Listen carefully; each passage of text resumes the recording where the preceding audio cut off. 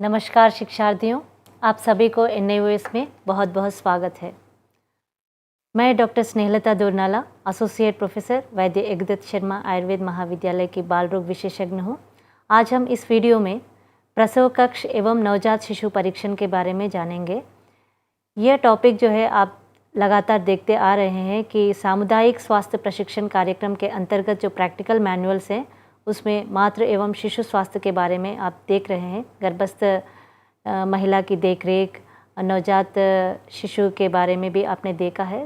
उससे पहले का ही है ये प्रसव कक्ष और प्रसव की किस तरह से कक्ष की तैयारी करना है और नवजात शिशु की परिचर्या के बाद किस तरह से हमें परीक्षण करनी है, वो आज हम इस वीडियो में देखेंगे।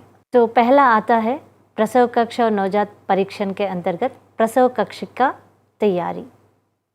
किसी भी अस्पताल में सुरक्षित प्रसव करवाने हेतु अस्पताल के प्रसव कक्ष को व्यवस्थित रूप से तैयार करना, जिससे कि आवश्यकता होने पर सभी उपकरण, दवाइयाँ, सामग्री आदि समय पर सही स्थान पर उपलब्ध हो सके। तो आइए हम देखते हैं कि प्रसव कक्ष किस तरह से होता है और उसमें उपकरण और सामग्री किस तरह से अरेंज किया गया है, और एक एक के बारे में हम इस वीडियो में देखेंगे।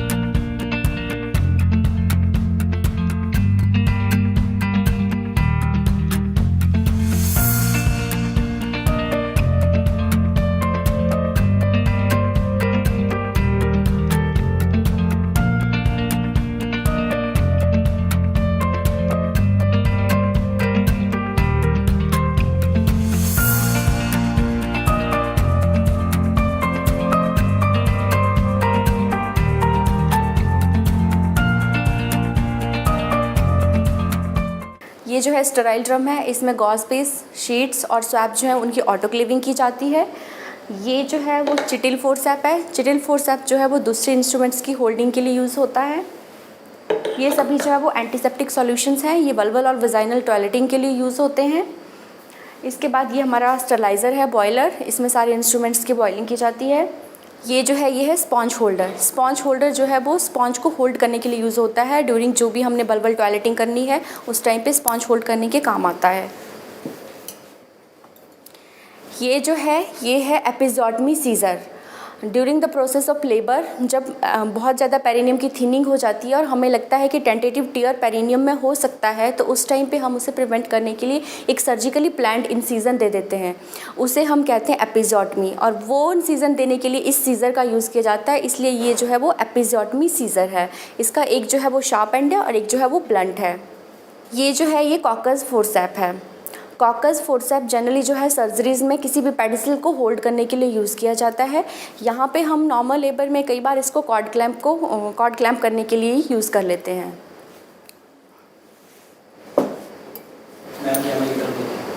ये कर्व्ड आर्टरी है। Curved artery generally haemostatic purpose के लिए, यानी कि कहीं पे ब्लीडिंग हो रही है उसको चेक करने के लिए यूज़ होती है, और ये भी किसी पेडिसिल को होल्ड करने के लिए भी यूज़ हो सकती है। यहाँ पे हम इसको कॉर्ड क्लैम्प की तरह यूज़ कर रहे हैं। ये जो है टूथ फोर्सेप है। ये छोटे छोटे स्ट्रक्चर्स को होल्ड करने के लिए यूज़ होता है टूथ फोर्सेप। इसमें 2 हुक्स बने हुए हैं, इसलिए इसको टूथ कहा है। ये जो है ये नीडल होल्डर है, और ये नीडल को ग्रैस्प करने के लिए यूज़ होता है ड्यूरिंग स्यूचरिंग। जब हम स्यूचरिंग करते हैं तो नीडल को ग्रैस्प करने के काम आता है। इसमें अंदर एक ग्रूव बना होता है, इसलिए इसे नीडल होल्डर कहते हैं, और ये इसलिए ग्रैस्प कर पाता है, होल्ड कर पाता है नीडल को। ये थ्रेड कटिंग सीज़र है कि स्यूचरिंग के टाइम पे थ्रेड को कट करने के लिए हम इस सीज़र को यूज़ करते हैं। ये थ्रेड कटिंग सीज़र है। ये जो है ये है कस्को स्पेकुलम। बाईवेल्व्स कस्को स्पेकुलम है, और ये सेल्फ रिटेनिंग है, और इसको हम यूज़ करते हैं for the visualisation of cervix and vaginal walls. इसके लिए ये यूज़ होता है। ये टॉवल क्लिप्स हैं, जो भी सर्जिकल शीट्स हैं उनको होल्ड करने के लिए जो है टॉवल क्लिप्स का यूज़ किया जाता है। ये एंटीरियर वेजाइनल वॉल रिट्रैक्टर है। ये यूज़ होता है एंटीरियर वेजाइनल वॉल को रिट्रैक्ट करने के लिए, ताकि प्रॉपर विजुअलाइजेशन ऑफ सर्विक्स हो सके, इसलिए इसको यूज़ किया जाता है एंटीरियर वेजाइनल वॉल रिट्रैक्टर। इसके अलावा ये है सिम स्पेकुलम। सेल्फ रिटेनिंग नहीं है ये सिंगल ब्लेडेड स्पेकुलम होता है, और ये जो है वो पोस्टीरियर वेजाइनल वॉल को रिट्रैक्ट करने के लिए यूज़ किया जाता है और for the visualisation of the cervix. ये लेबर टेबल है, यहाँ पे पेशेंट को लिटाया जाता है ड्यूरिंग द डिलीवरी। इसके अलावा ये जो है ये वेइंग मशीन है। आफ्टर डिलीवरी बेबी का वेट चेक करने के लिए जो है ये वेइंग मशीन यूज़ की जाती है। और इसके अलावा जो है यहाँ पे ये है फिटल डॉपलर। फिटल डॉपलर में ये जो है ये वाला जो पोर्शन है, इसमें जो हम एक जेली अप्लाई करते हैं, ECG जेल जो है ये अप्लाई किया जाता है इसके सरफेस पे, और फिर इसको मदर के एब्डोमेन पे, और फिटस की जो हार्ट साउंड है वो इससे ऑडिबल हो जाती है, इसके लिए यूज़ होता है।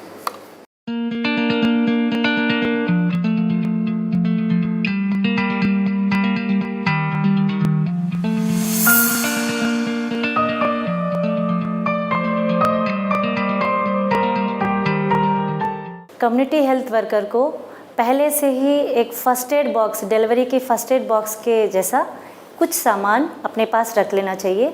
उनमें से इम्पॉर्टेंट है 5C के बारे में। मान लीजिए बेबी का डिलीवरी हो चुका है और वो हॉस्पिटल तक नहीं पहुंच पाया, या उस समय में शिशु को फ़र्स्ट एड किस तरह से दिया जा सकता है। जैसे कि पहला C है क्लीन सरफेस, जिसमें भी हम रिसीव करते हैं बेबी को, या तो बेबी ट्रे या बेबी टॉवल जो भी होगा वो क्लीन होनी चाहिए। एंड जो रिसीव करते हैं जो हाथ हैं, हाथ भी क्लीन हैंड्स होनी चाहिए। और हैंड्स वॉश टेक्निक पहले आप देख चुके हैं वीडियो में। क्लीन हैंड के बाद जो नाभि का टाई करेंगे, कॉर्ड टाई करेंगे, वो भी क्लीन होनी चाहिए। एंड जो क्लैम्प करेंगे वो भी क्लीन होनी चाहिए। एंड जिसे कट करते हैं कार्ड को, वो भी क्लीन होना चाहिए। तो उसमें हम धागा, स्टेराइल धागा जो है हम पहले से ही रखें, नहीं होगा तो उसको बॉयल करके स्टेराइल करके पहले से ही रख लें। और क्लीन टॉवल्स 2 रखें, और छोटे छोटे कॉटन बॉल्स रखें ताकि वो स्वैप करने के लिए आइस को। एंड उसके अलावा ड्राई, क्लीन और वार्म रखें। बेबी को जिस पहली बार जो रिसीव करते हैं उससे जो उस टॉवल से जो हम वाइप करते हैं, उस टॉवल को तुरंत निकाल के फिर दूसरा टॉवल से हम बेबी को ढकना चाहिए। और बताइए मैम क्या कर सकते हैं?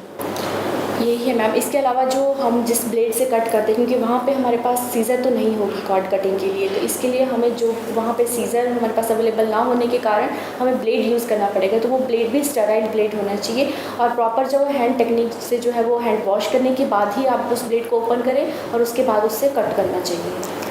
ये भी कहा गया कि नया ब्लेड अगर यूज़ कर रहे हैं तब भी जो है हमें बॉइलिंग पॉइंट तक उसे एक बार बॉयल करके उसके बाद यूज़ करें, तो कहीं सारे जैसे न्यूनेटल टेटनस ये सारे होने से हम शिशु बच सकता है।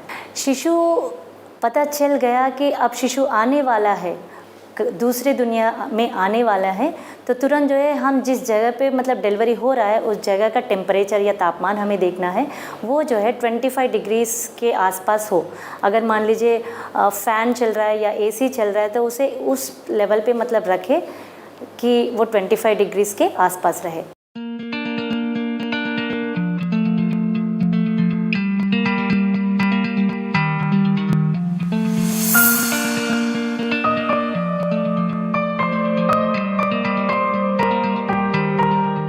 जैसे बेबी आ चुका है, नाभि नाल का कर्तन हो चुका है, कि ये सारे स्टेप्स हमने फॉलो कर चुका है, और बेबी का बर्थ क्राई भी है। ये इम्पॉर्टेंट है कि बेबी रोया है या नहीं है। तो हमें ये भी पता चल गया कि बेबी रो चुका है एंड एवरीथिंग इज़ गुड, फिर भी हमें घर पे नहीं रखना चाहिए, क्योंकि पेरीनेटल कॉम्प्लिकेशंस हो सकते हैं कि 1-2 दिन के बाद भी कोई कॉम्प्लिकेशन होगा तो जानलेवा वाले बीमारी हो सकते हैं। तो इसीलिए तुरंत ही फर्दर वो कोई रिससिटेशन ना हो जाए, इसके लिए डॉक्टर से संपर्क करें। और वहाँ जाने के बाद वो आगे विटामिन के इंजेक्शन देना, और वो अबगार स्कोर वगैरह सब देख लेना, कोई पल्स रेट कम है या ज़्यादा है, ग्लूकोज लेवल कैसे हैं, रेस्पिरेटरी रेट कैसा है, ये सब फर्दर एवेलुएट करके उसके अकॉर्डिंग उनको मैनेजमेंट दिया जाएगा।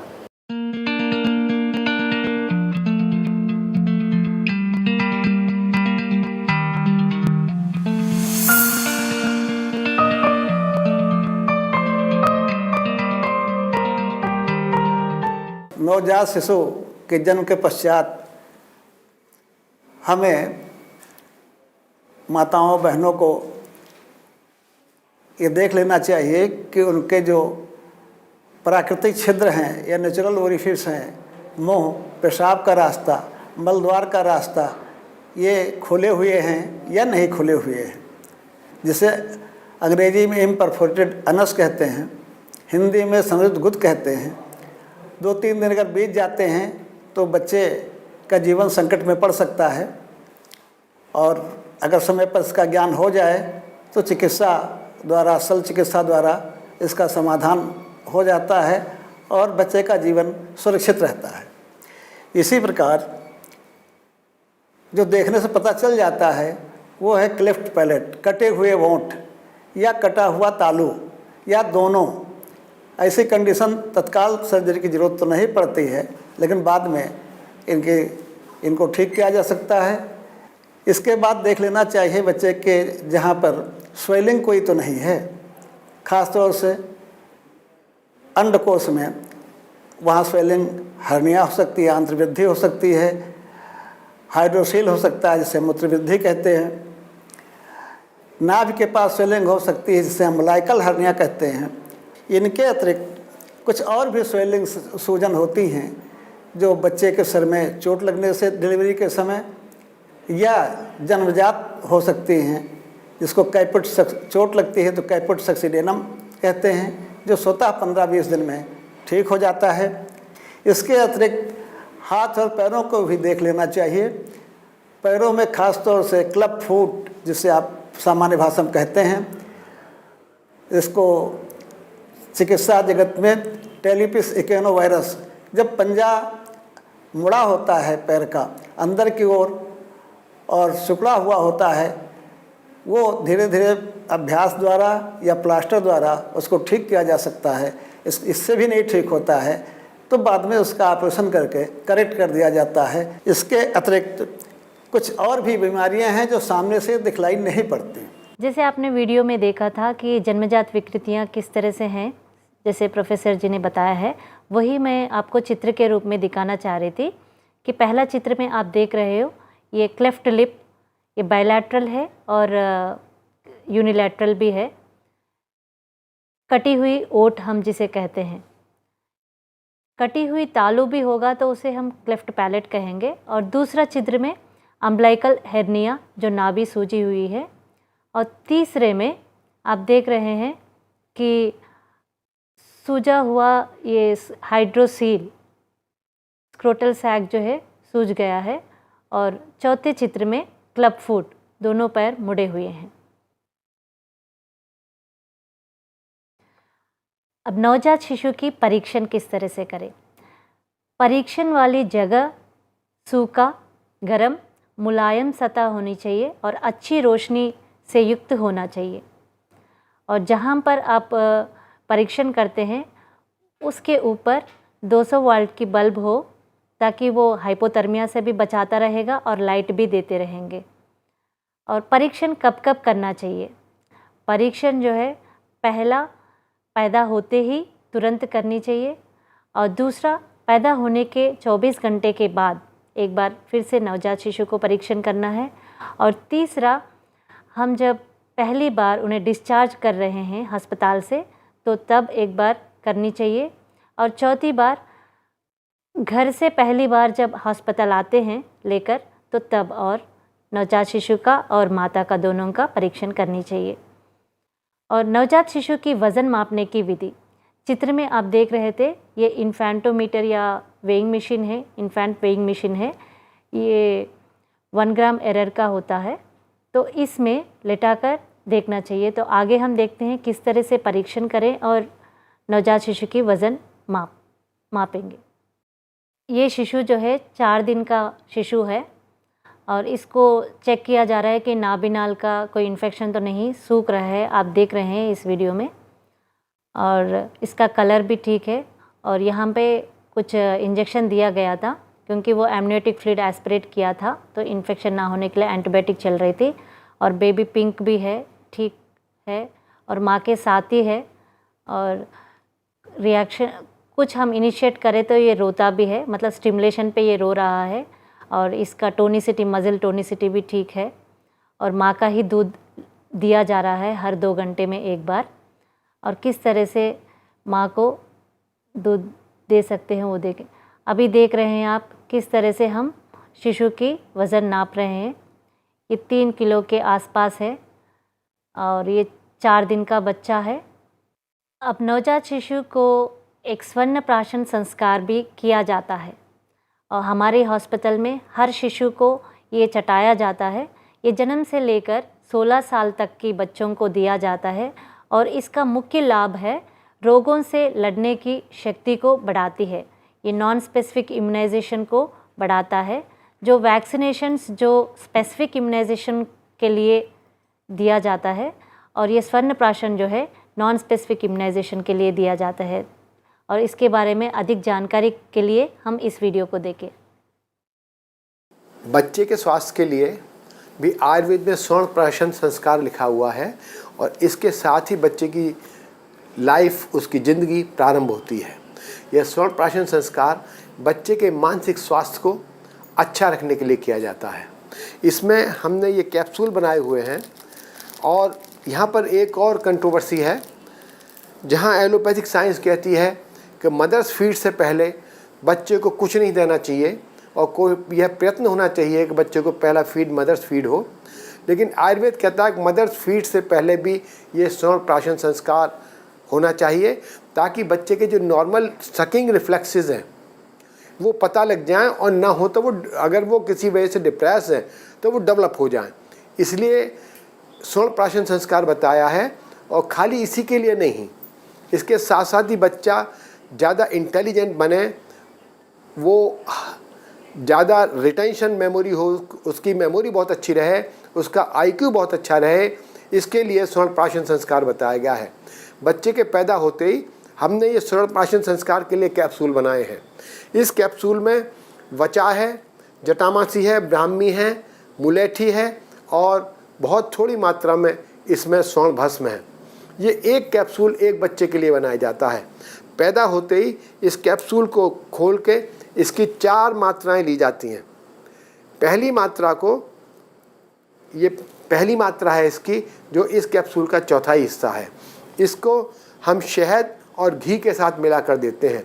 इसमें एक और इम्पॉर्टेंट बात है, एक जनरल वार्ता है, शहद और घी मिलके जहर बन जाते हैं।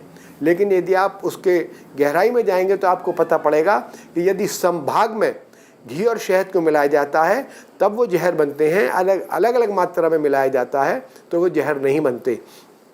इसके लिए हम ये मधु 2 बूंद और घी, गौ का घी ये 1 बूंद, इसको खूब अच्छी तरह इसमें मिला के बच्चे के जबान पर रख देते हैं, जिससे वो सूख जाता है और बच्चे के सकिंग रिफ्लेक्सेस डेवलप हो जाते हैं।